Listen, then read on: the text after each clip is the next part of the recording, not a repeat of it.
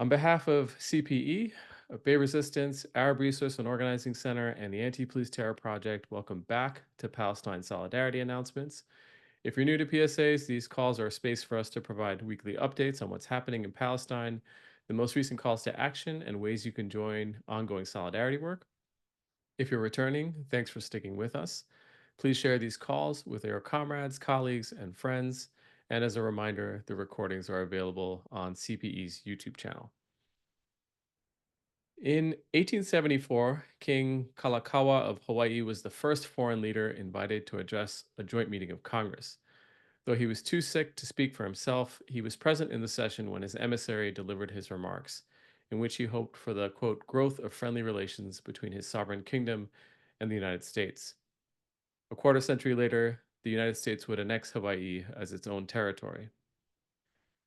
Since Kalakaua, there have been 120 or so odd foreign leaders to address a joint congressional session.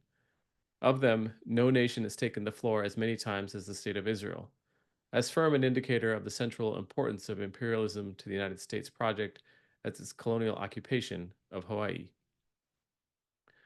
Undoubtedly, many of the foreign leaders to address Congress and their nations have had vast human rights violations on their ledgers, but when Benjamin Netanyahu addressed Congress this past week, he did so with an active application for his arrest under a warrant for war crimes committed in Gaza against the Palestinian people. And in that right, it was unprecedented.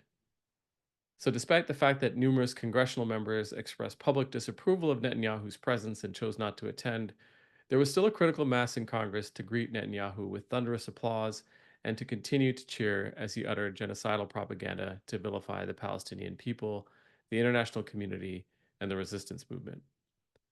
Digging deeper, there are some key shifts in the political terrain that this moment revealed and that Samer will likely touch upon today, including condemnation of Netanyahu's remarks by Nancy Pelosi and key changes in political positioning evident in Kamala Harris's comments subsequent to her closed door meeting with him. She also, by the way, did not attend, nor did she preside over the session, as is customary for the vice president to do. Even so, it's impossible to shake the image of Rashida Tlaib, the first and only Palestinian member of Congress, a stalwart progressive and pro labor politician throughout her career in office in Michigan, standing alone among the political throng, listening to Netanyahu's vile rhetoric about her people, and holding a sign that said war criminal and guilty of genocide.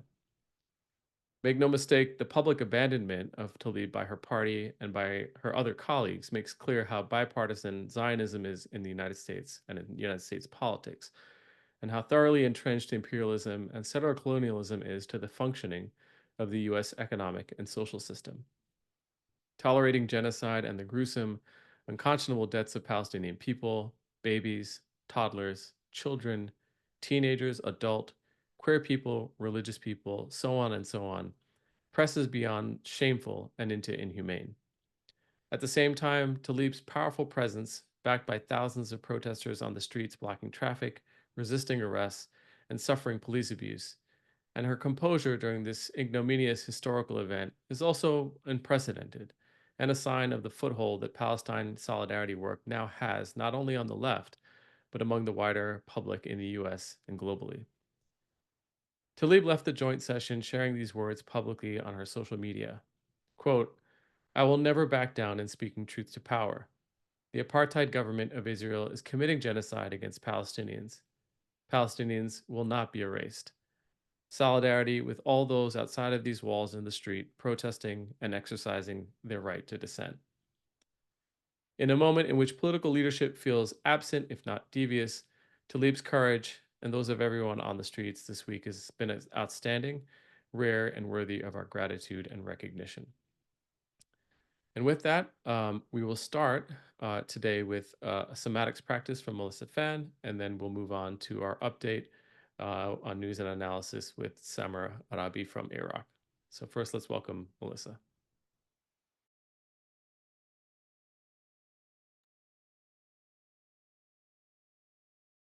Hi, everyone. Thank you for being here today. It's been another week where decades happen, which means the landscape of our struggle is continuously shifting, and we have to shift with it. We have to change with the change, as a beloved teacher of mine used to say. We have to change with the change. Who we are in real time, in our relationships, in our bodies, has to change to meet the moment. Abolition, justice, liberation, these aren't abstract topics that live in our heads. They are practices we have to embody in community, in relation to other people. And very few of us were raised knowing how to embody these principles in practice. I certainly wasn't. That's what the practice is for, so that we can become the people who topple US empire. So let's practice together. All right, finding your body in this moment, settling into wherever you are. If you're sitting, standing, laying down, or moving, just beginning to tune in. Noticing your very body at this particular moment in time and space.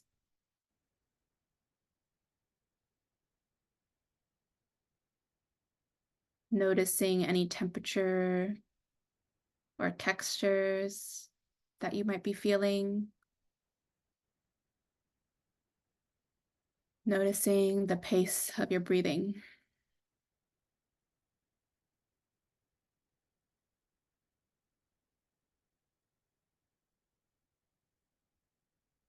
And from here, beginning to bring some conscious awareness to your breath.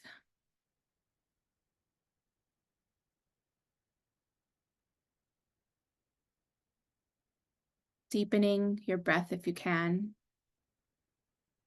Breathing all the way down into your belly. Feeling your rib cage expand.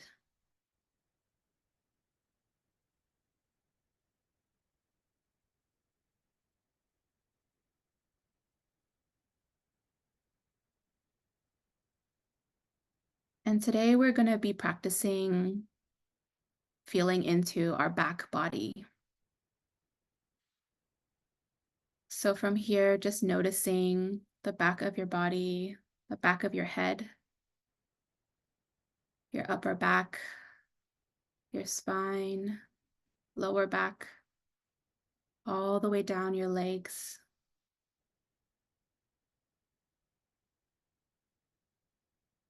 We are forward-facing people, right?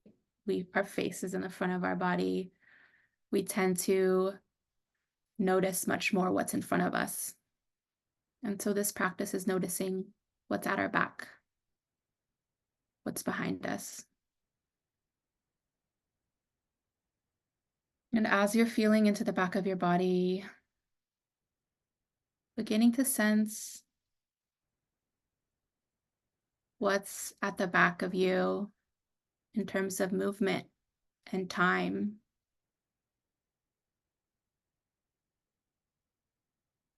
Feeling into all of the people who came before you. All of the struggles for liberation that led to us being here in this very moment.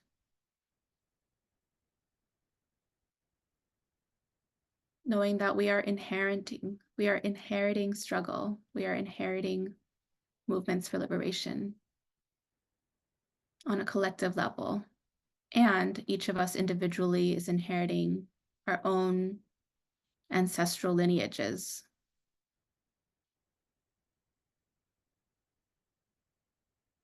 Things that are running through our particular family lines, which we are tasked to change, to shift.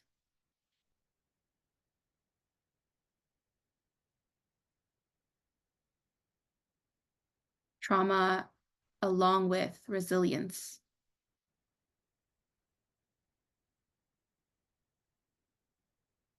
And as you're here feeling into your back body, just seeing if you can connect with one person, one movement ancestor, one family ancestor, someone who has your back,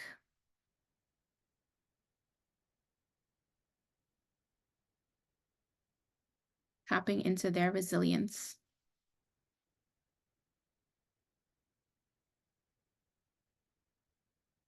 And I invite you throughout this call and throughout your week to just feel into this connection, that the things that we're facing, others have faced, even though the struggle is new and different in its own ways, and that there is resilience to be had, that there are people behind us who have us, who are rooting for us. Thank you for practicing with me today.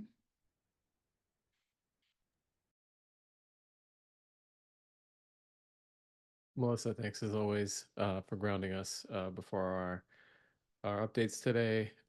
Samar, good to have you back. Welcome back from Washington, D.C. Maybe before you start, well, can you paint a little bit of the picture in D.C. just quickly about, what those few days were like, particularly, I know you were on the street demonstrating with a lot of our other comrades during Netanyahu's remarks.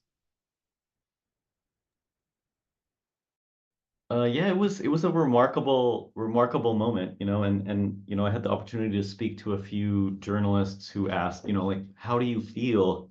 And I had a really hard time articulating it because it's this really weird combination um, of energy and hope and rage, right? That, like, what a horror that we even had to be there, how ridiculous that Netanyahu could even speak in that way, but there were so many of us, like easily 10,000. I don't know if they've produced an accurate count yet, but That's incredible. yeah, just remarkable numbers of people who really came from anywhere. You talk to some random person and they came, like, they took a bus from Cleveland or they flew in from Oregon with some really creative actions and a real commitment to put their own bodies on the line to disrupt that event however they could.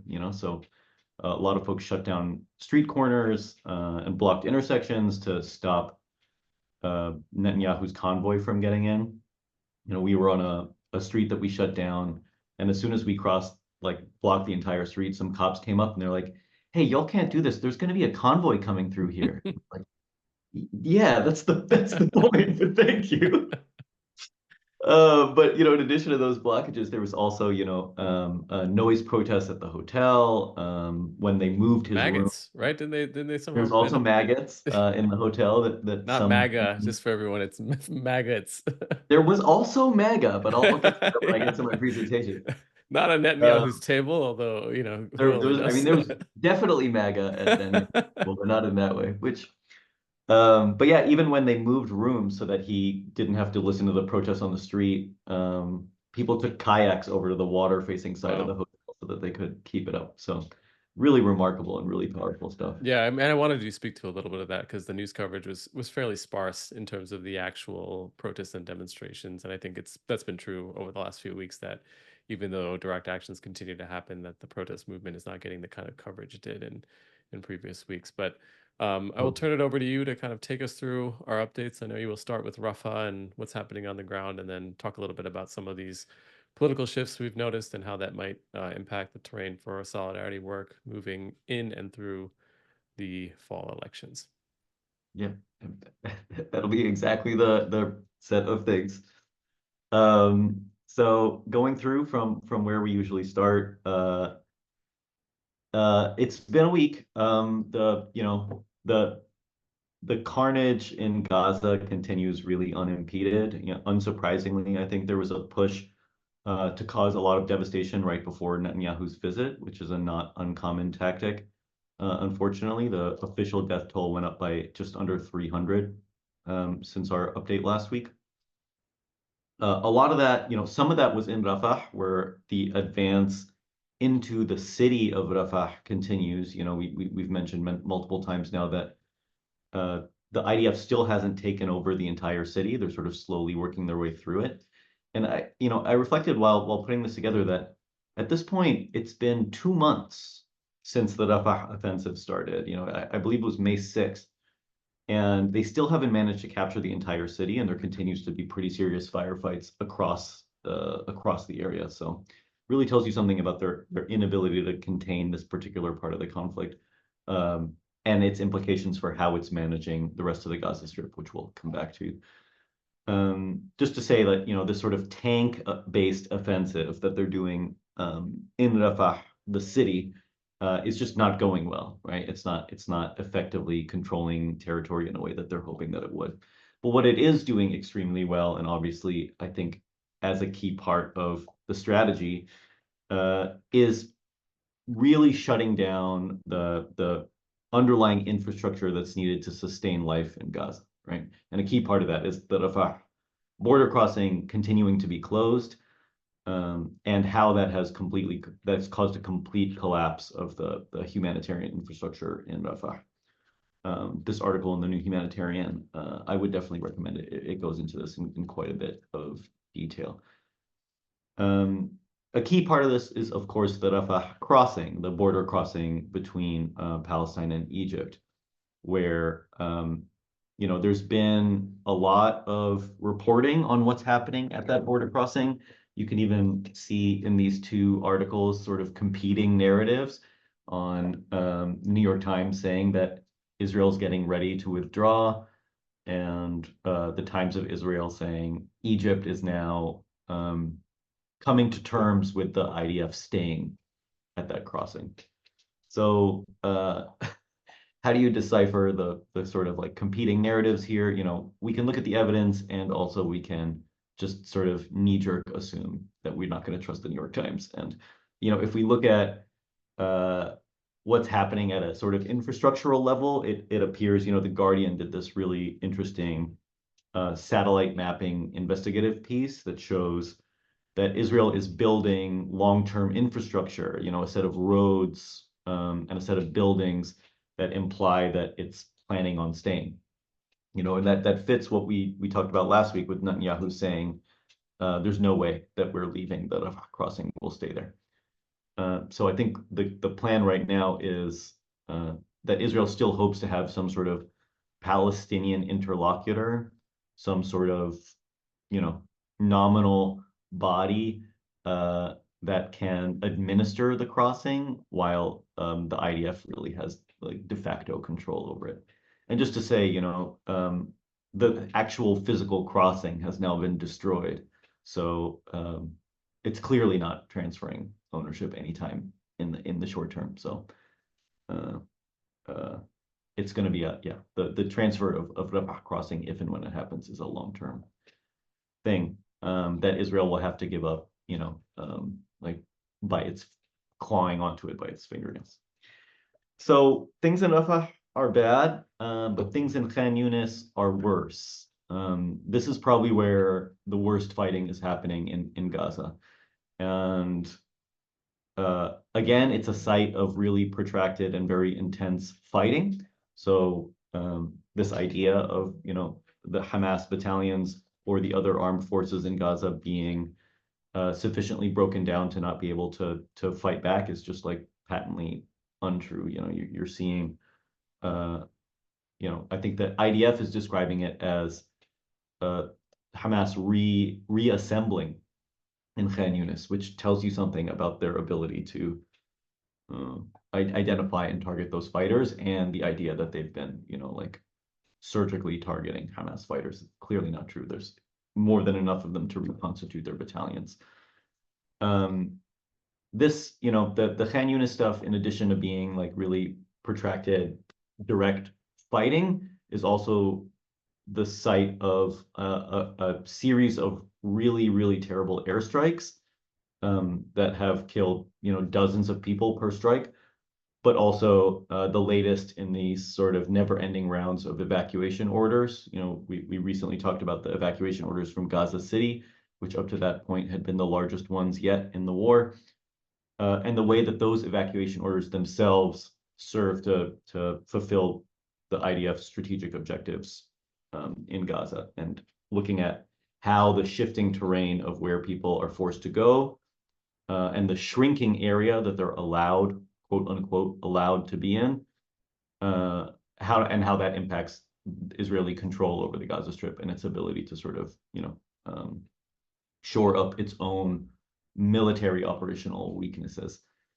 And, at this point, the humanitarian area of the Gaza Strip is one contiguous area, north, to the west and north of Khan Yunis. And it's that area in purple that you can see on the map here, which, a chunk of it now has been removed as a humanitarian zone after, not before, but after that humanitarian zone had been bombed and attacked repeatedly by the IDF.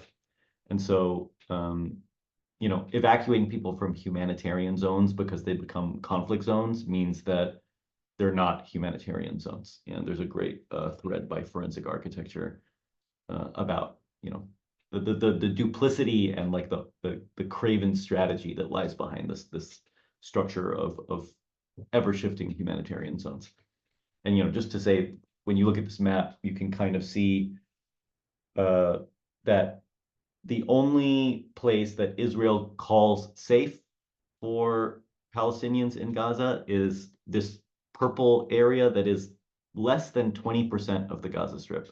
And so 80% of what was before the war one of the most densely populated places on Earth is now prohibited, but basically an area where the IDF feels like they can kill anybody in those areas and considers people's presence in those areas to be a sign of their terrorist affiliation. Yeah.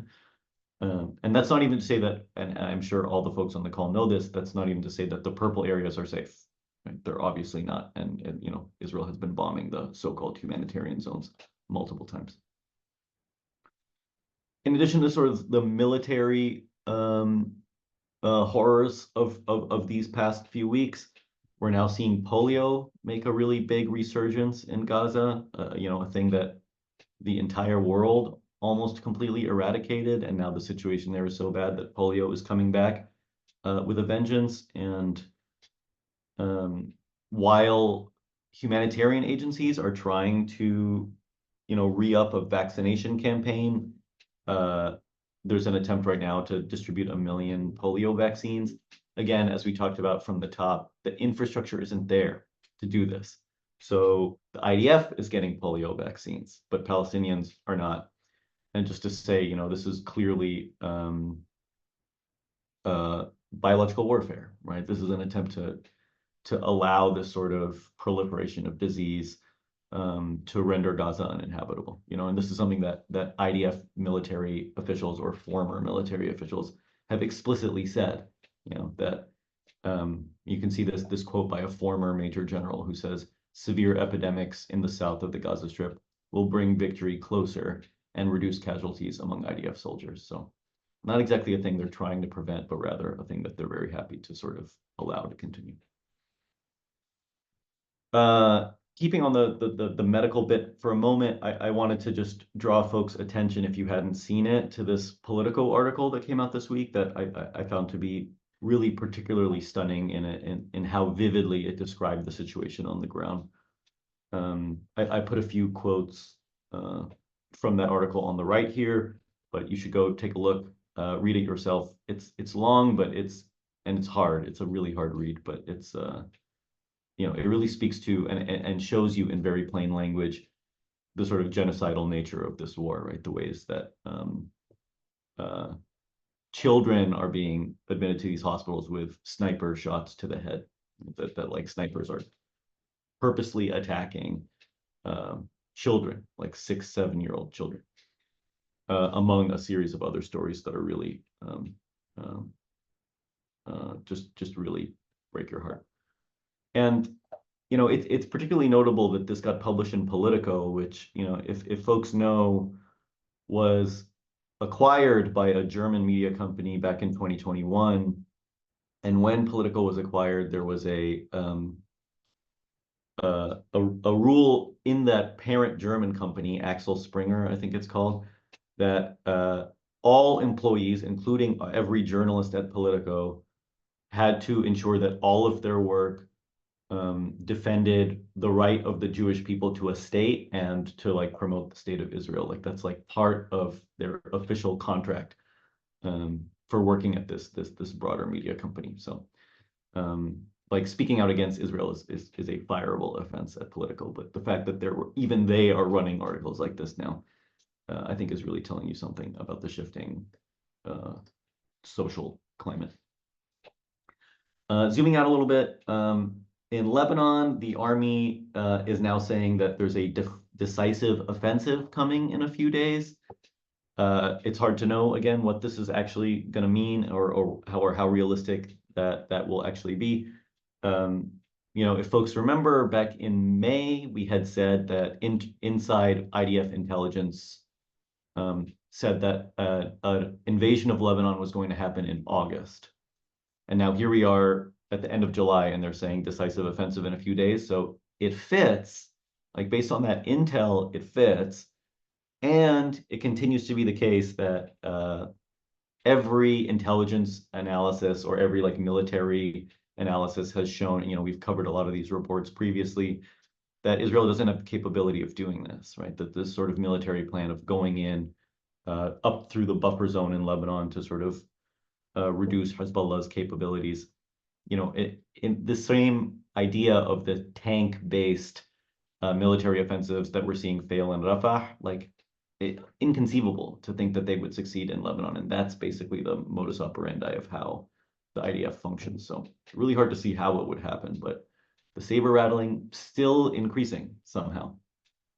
Also similarly in Yemen, after, we talked last week about the drone strike that hit Tel Aviv. There are a lot of questions about that drone itself and whether it's some sort of, new technology that did evade Israel's sensors or it just got lucky. We don't really know yet. It's very possibly either one. But Israel's retaliatory response, per usual, didn't really attack the Houthi government infrastructure or its like military capabilities. It hit a port, like basically they attacked the humanitarian infrastructure of Yemen. This port, Hodeidah, is the main entry point for humanitarian aid into Yemen. As of yesterday, the port was still burning, even though this attack was last Sunday. So, this like collective punishment, right, and the starvation of civilians as a result of Israel's attempt at revenge is like a common thing. It's not surprising to see, but it is pretty terrible. And again, it's this idea that the regional war that the US really wants to avoid is accelerating, right? It continues to accelerate because the US isn't actually meaningfully doing anything to stop it yet. Outside of that, I'm sure folks heard about the unity deal. I think it's being called the Beijing Declaration that was signed by various Palestinian factions in China this week. Basically, it's the latest attempt in a number of attempts at creating a unity government between Hamas, Fatah, who rules the West Bank, and a series of other Palestinian factions, quite a few of them, in fact, who all agreed on a sort of power sharing arrangement in both the West Bank and Gaza. So, it's not clear whether or not this will actually work. There have been many, many attempts at this point to create unity governments across the warring factions, and for a series of reasons, some of which are related to Fatah's willingness to sort of do what the US tells them to do. And sometimes even when they refuse to do that, Israel is very good at derailing these unity negotiations. Last week we talked about how like targeted bombings and military actions have been used to derail these unity agreements. So don't know. It's too early to say whether or not it will actually result in something meaningful, like material in terms of how Palestinian self-governance looks. But it is important, I think, in a couple of ways. One, because it reflects the like Palestinian version / the global non-US Israeli understanding of what post-war Gaza would look like. So this idea that a Palestinian unity government would be the obvious choice for how Gaza would be administered, but that clearly includes Hamas as part of the governing body. So that's one piece. And the second piece is, of course, that this deal was negotiated and facilitated through China, which is trying to establish itself more as a regional power and assert that it's capable of doing things, in what had historically been a US domain. And so, speaking of the US domain, earlier this week, we were hearing from Blinken and from Biden that the ceasefire was, quote, inside the 10-yard line. So the idea that it's, imminent, that any day now that ceasefire agreement is going to be signed, despite the fact that, again, as like most observers have noted, and now even outlets like CNN are acknowledging, Netanyahu doesn't want a deal. He doesn't want a ceasefire. And I think, there's a push to say like, hey, it's close, it's close. Partly, I think to encourage Netanyahu to make it happen, like either before his visit to the US or to use his visit to the US as a leverage point to sort of strong arm him into agreeing to a ceasefire. As you all know, that didn't really play out that way. That failing ceasefire process is causing a lot of fracture inside Israel itself. You're seeing a couple of interesting stories here, right? One, that Yoav Gallant, who we've talked about a lot, the Israeli defense minister, who is the darling of the US, that the US seems very clearly to be positioning to be the new prime minister, is thinking about like publicly saying that we could sign a hostage agreement, ceasefire deal today, and Netanyahu is the only reason that we're not. He hasn't done it, but the fact that he's leaking that he would do it is he's clearly trying to signal something. And similarly, there was like a hot mic or like audio capture of one of the ultra-Orthodox party officials saying, at this point, we need a ceasefire hostage release negotiation at any price. Like we need it now, and we can't keep delaying getting the ceasefire agreement, and which other right-wing factions are saying the exact opposite, that we can't have any ceasefire agreement because that would be an existential threat to the state of Israel. So the tensions within the Israeli political structures are becoming increasingly tense. There's another article that I didn't put in here that Netanyahu responded to these with a statement saying that Israeli public are the ones who are endangering the ceasefire negotiations, which was, I should find it and send you the link. It was really something to read. But just to say that, it's that Spider-Man meme where everyone is pointing at everybody else, like, but at the end of the day, it's very clear that Netanyahu himself, specifically and individually, is really unwilling to get the ceasefire to move forward.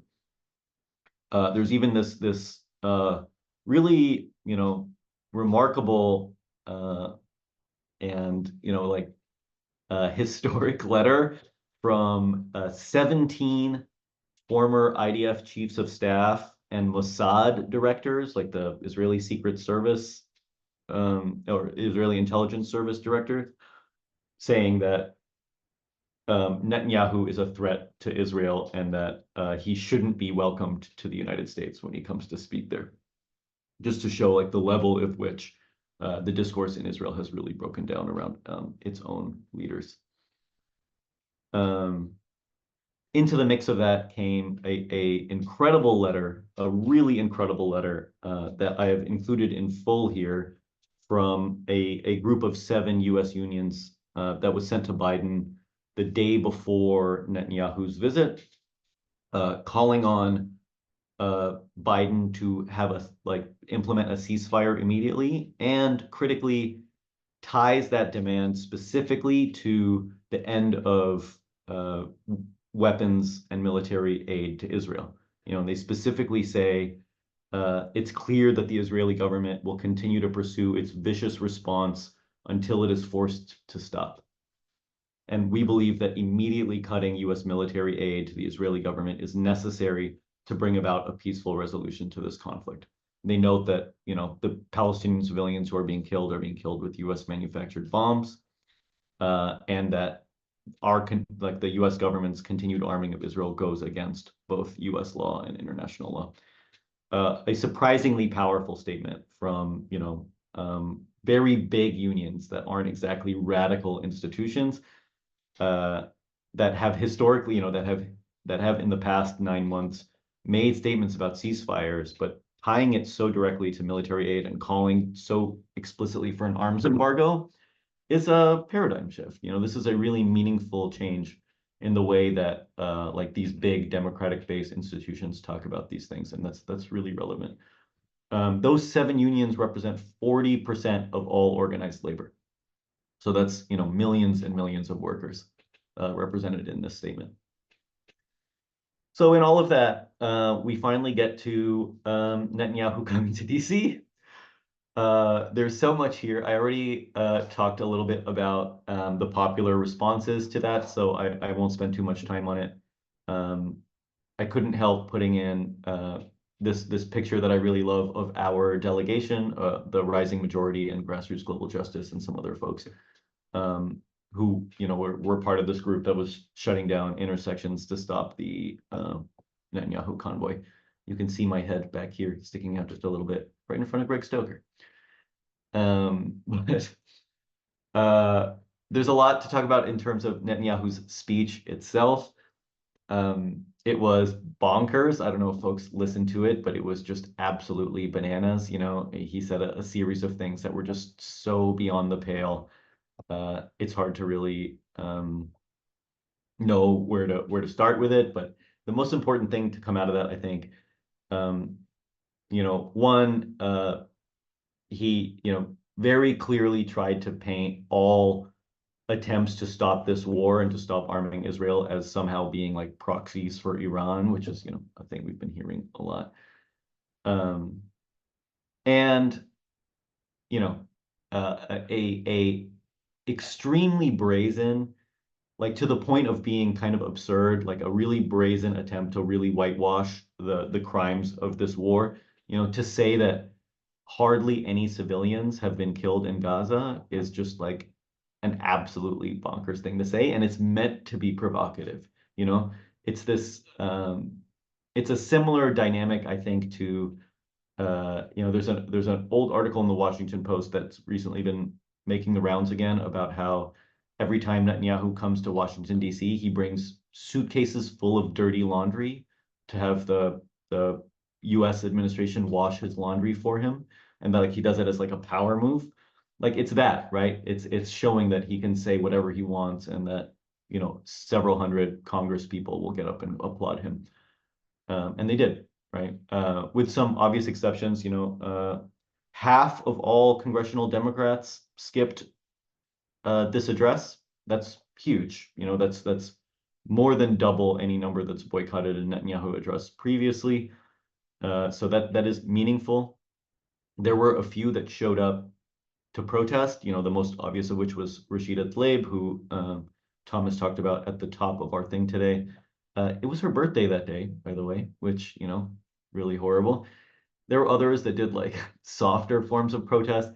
Jerry Nadler is in this photo too, here behind Rashida. You can't see it in this photo, but he brought a book. So he spent the whole time reading a book while Netanyahu was talking, which is a very weak form of protest, but better than nothing, I guess. So a surprising number of high-ranking Democrats did not attend, including Nancy Pelosi, Kamala Harris, who should have presided over the joint session of Congress, declined to do so, as did a number of other top-ranking Democrats. Afterwards, Pelosi, released a statement calling it the worst speech to Congress from any foreign leader. Her words exactly were, Netanyahu's presentation in the House chamber today was by far the worst presentation of any foreign dignitary invited and honored with the privilege of addressing the Congress of the United States. Like, I don't know what's gotten into Nancy Pelosi's tap water lately, especially with her also endorsing Dean Preston, but I'm into it.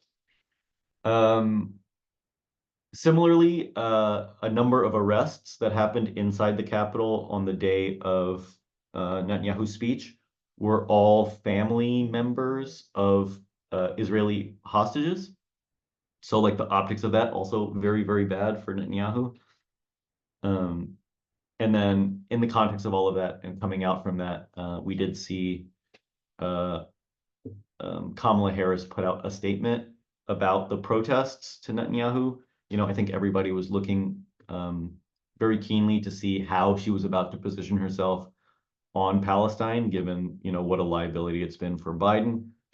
There's an edited version of her statement that I put in here because it's a lot better. But if folks read her actual statement, it's bad. It's hard to read. It sounds like something that Biden would have written, and I think folks are taking it as a sign that nothing is really going to change. I would push back on that a little bit, not much, but a little bit. Just like just to like understand that statement in its context, given that people burned American flags and wrote Hamas is coming on at Union Station, was going to produce a response. That those responses ranged from better responses, which were along the lines of like, well, yeah, First Amendment protected things, and I care a lot more about burning Palestinian children than burning a flag. But not a great statement, but in the context, she was always going to write something, and this is pretty awful. But I think if we want to understand how Kamala Harris is orienting towards Palestine stuff, it's still early days, but there are a few things we can start to sort of look at. There have been a number of articles about this, as you can imagine, that run the gamut, from Kamala Harris charting a whole new course all the way over to Kamala Harris, nothing's going to change. And I think the reality is somewhere in between those things. And the question is, will that change really be a material one, or will it just be vibes, right? Like, will she be saying things that are a little bit more, a little less inhumane? But will she actually do anything to change the US's complicity in this genocide? These are both really good articles to read, I think, if you want to get a better sense of like some of the specifics here. But the fact that it seems like the Harris campaign is putting out information saying we're going to be doing things differently is meaningful. It tells you something. It doesn't tell you that much, but there are pieces of it that are encouraging. One of the things that came out, I think, in this Wall Street Journal article is that the cabinet that is supporting this very Zionist cabinet of the Biden administration that has been managing the war. So Secretary of State Tony Blinken, Secretary of Defense Austin, and the National Security Advisor Jake Sullivan. Those three people are huge Zionists and have been awful, right, in terms of their political instincts and their ability to do anything to mitigate the damage to the U.S. alone from this conflict. So Harris has said or has intimated, or like leaked that those three people will not be coming back. So if she wins, like they're all out. And that I think tells you a lot more than her like kind of words about all of this stuff. It's also, I found very interesting that, not very long ago, a few years ago, Kamala Harris called herself a Zionist and said she was a born Zionist. Like, it's like one of those feelings you're born with. It's one of the wacky Kamala Harris statements. But just this past week, someone asked about it and they dodged the question altogether, which tells you something about like the calculus changing. I think it's really irrelevant that Kamala Harris, after meeting with Netanyahu this week, came out and more or less, without saying so directly, blamed Netanyahu for not having a ceasefire yet.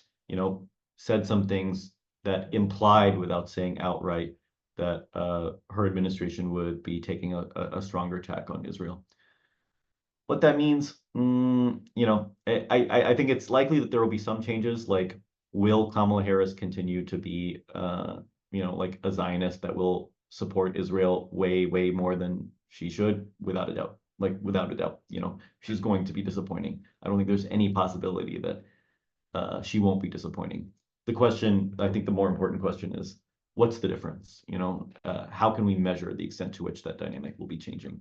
And from early indications, it looks like there will be a change. There will be a material shift. But how material is the thing I think we'll have to keep an eye on in the coming weeks and months. It's also worth noting, I think, that Tim Kaine, not exactly a member of the left of the Democratic Party, put out a statement basically saying that Palestinians have a right to self-determination regardless of what Israel says. And so forget about Israeli assent. we should recognize a Palestinian state, which again, real slap into the face of like the sort of AIPAC narrative. Netanyahu, I put these two Axios articles in here because, as we've talked about, Barak Ravid as a journalist is really only useful to the extent that he represents what the Biden administration is purposely leaking. So what can we learn here from the fact that Biden is leaking, or like the Harris, Biden duo are leaking to Barak here? One, that Netanyahu's annoyed that Kamala Harris was, a little more critical of him than she had been. And also that he's annoyed that the US is like taking a stronger stance on sanctioning violent Israeli settlers. That US sanctions on settlers thing we've talked about before is a real nothing burger. Like they've like frozen a few assets for a very small number of people, but then even went out of their way to tell Israeli banks that it's okay for you to keep financing those people. Like we don't have a problem with it. We don't want US banks doing it. So like really weak stuff. But even that, is beyond the pale for Netanyahu, who's used to getting literally everything he wants. I did want to take just a minute to reflect on the fact that maybe there are also Republican shifts happening vis-a-vis Israel. Not much, but it's worth at least touching on the fact that Donald Trump recognized that Israel was, quote, getting decimated in its like the publicity over its conduct over the war. And that, his vice presidential pick, J.D. Vance, also skipped the Netanyahu address, which tells you a thing. At the end of the day, obviously, Republicans and like Zionists are like this. They're very close. That won't change. But the fact that even they see them as a political liability in this moment really tells you something. And as I mentioned to Thomas at the top of the thing, at the rally on Wednesday, I ran into like 4 MAGA people who, they had a "Don't Tread on Me" flag and like a US colonial flag and I don't know what. And I assumed that they were counter protesters, but they weren't. They were there because they were like, yeah, we also don't think that the US should be sending money to Israel. Their feelings about it don't really align with ours. Those are not our allies. So that's not at all what I'm trying to say, but just to note that like funding this unpopular war is unpopular across the political spectrum at this point. And that means something. So the last thing I want to touch on is just, we talked about the ICJ advisory opinion last week, ruling that the Israeli occupation of the West Bank is illegal and that Palestinians are entitled to reparations. This Al Jazeera article has some really good, like it goes through each country's response to that ICJ opinion. So that's a good read if you're interested and curious. And also just like reflecting on the ways that the ripples of that response are actually affecting other things. Just yesterday, Canada's like version of the IRS said that the Jewish National Fund no longer qualifies for tax-free status, like it doesn't count as a charity, because we have this in the US too. Unfortunately, the JNF takes donations, tax-deductible donations, and gives them to the Israeli military, which is crazy, like absolutely crazy. There's a lot here about how absolutely horrible the Jewish National Fund is as an institution. It actually predates the state of Israel and itself is responsible for a lot of the land grabs of taking land from Palestinian farmers, like before 1948, but we don't have time to get into all of that. So just to sum up, the IDF continues to fail to control Gaza. Hamas remains decidedly uncontained, but disease, starvation, and mass bombings are basically Israel's last remaining tactic of regaining some sort of operational advantage in Gaza, is just like inflicting as much human misery as possible and hoping that that gets them over the finish line. In the context of that, as you can imagine, there's both internal and external pressure, both inside Israel and in the US, and of course globally, growing on Netanyahu to have to accept a ceasefire at some point. I don't think it'll happen anytime soon at this, with the way things are looking, but that pressure comes at a political cost for him, of course. And the Netanyahu visit, I think, really showed us some of the continued strength of the Palestine movement, like the ability to mobilize tens of thousands of people, and to, really force a shift in the Democratic Party platform, as well as the vulnerabilities, like the ways that we weren't able to accomplish the things that we were hoping to get from that movement. And that in the context of that, the Democratic Party hoping to win this election and saddled with this extremely unpopular position of supporting Israel, is attempting a shift. And I think we need to keep an eye open to how much of that shift will actually be a material shift or just a performative one. And, not just keep an eye on it, but how much can we influence that process by applying pressure effectively, to force the party to move meaningfully in a direction that actually reduces its complicity, at least at the bare minimum, reduces its complicity with this Israeli genocide. Like an arms embargo is a really key part of that. Given that, the upcoming action that I really want to uplift is the Arrest Netanyahu event that's happening this Saturday at 1:30 at the Federal Building in San Francisco. I really hope to see you all there. I will definitely be there. You can get some more information on that event and others on the calendar. If you want text updates, including about that event, and just to confirm that you're attending, you can text PSA to 833-633-0604. And if you want more information about the articles that inform these analyses, you can also check out the Palestine Media Tracker at palmediatracker.com/signup. Thank you all. That was a lot. So before we close out, you mentioned, I think your point about the last point you made, which is about like how much can we affect the process, is a big one. And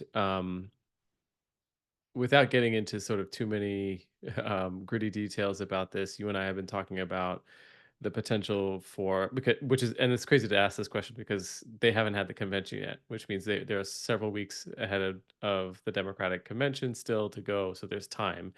But notwithstanding that, Harris is not. It's not entirely clear whether there'll be an open convention. It seems like it's heading towards Harris being, essentially ushered in as the nominee.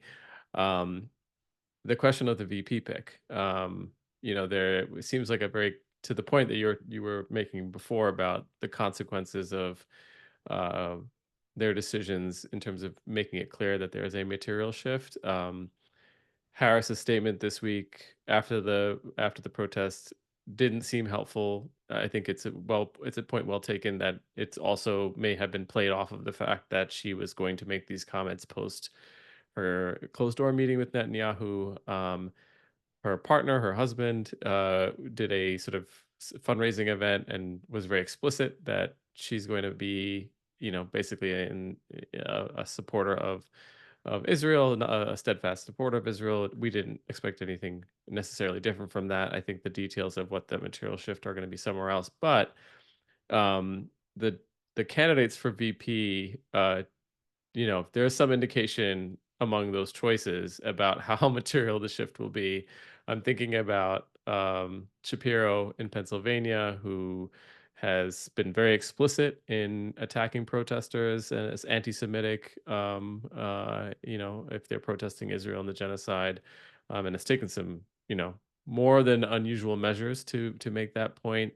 Um, Tim Waltz in Minnesota, on the other hand, has had far more conciliatory language. Pramila Jayapal actually also kind of endorsed him and as someone that's one of the few sort of explicitly pro-labor governors. I'm wondering, without having to sort of prognosticate again about whom will be the pick, or even just sort of indicating who you think would be the preferred pick, um, do you think that there's sort of any inroads there for movement folks outside of like bemoaning stuff on social media and posting, like I sent to you, those 15 posts where people were like, anyone but Shapiro, anybody but Shapiro?